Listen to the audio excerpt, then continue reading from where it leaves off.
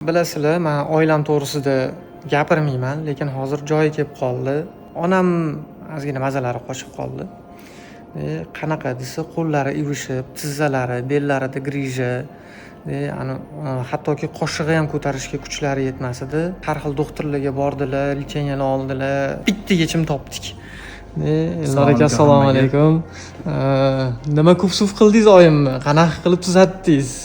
Oyingizlar bizani klinikaga keldilar, boyga aytgan shikoyatlaringiz bilan. Bizani doktorlar ko'rdi. O'sha bo'yin sohasidagi grijalarni aniqladik. Tizza bo'g'imidagi yemirilishlarni aniqladik va unga eng zamonaviy fizioterapiya qildik va shu yordamida davoladik. Dori-darmon ishlatmadik. 10 kun davomida lecheniya oldilar. Hozir endi Xudoga behisob shukr, shunaqa tetiklar, shunaqa yaxshi yuryaptilar. Bu ayollar igna terapiya xonasi.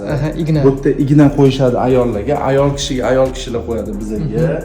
Nimaga? Maqsad grijani deb siqilib qolgan nervlar bo'ladi. O'sha nervlarni uyg'otish, qayta tiklash maqsadida qilinadi. Magnitoterapiya. Eng chuqur mushak, bo'g'im, nervlarni qayta tiklanishiga yordam beradi. Mana bu apparatimiz o'zimizni spets zakaz bilan kelgan, ana tepasida turadi bu. Yana bitta apparatlarimizdan bittasi mana lazer terapiya. Bu nima qiladi? Bu teridan umurtqagacha bo'lgan 10 sm yo'lda kirib olib, u yerda nervlarni tiklanishiga, qon aylanishi, yaxshilanishiga, eski hujayra o'lib va yangisi kelishini ta'minlab beradi. Bu apparatimizdan misol uchun mana $65,000 turadi. Bu yerda udarno-volnovoy terapiya to'lqin bilan davolaydi. Bo'yin, bel og'riqlarida bizda asifikatsiya, ya'ni kalsiy yig'ilib qolish holatlari bo'ladi. O'sha yerda to'lqin bilan davolab, eski hujayra o'lib, o'rniga yangisi kelishini ta'minlab beradi. Mana shular hammasini qildinglarmi oyimga? Yo'q. Hammasini.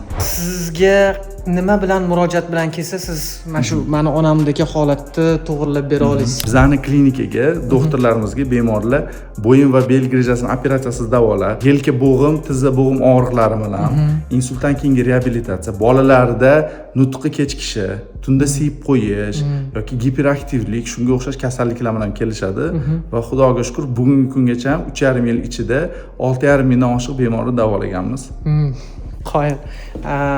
Kimga qiziq bo'lsa, akkauntlarini kollaboratsiya qilib qo'yaman, nomerlarini kommentariyda prikrepить qilib qo'yaman.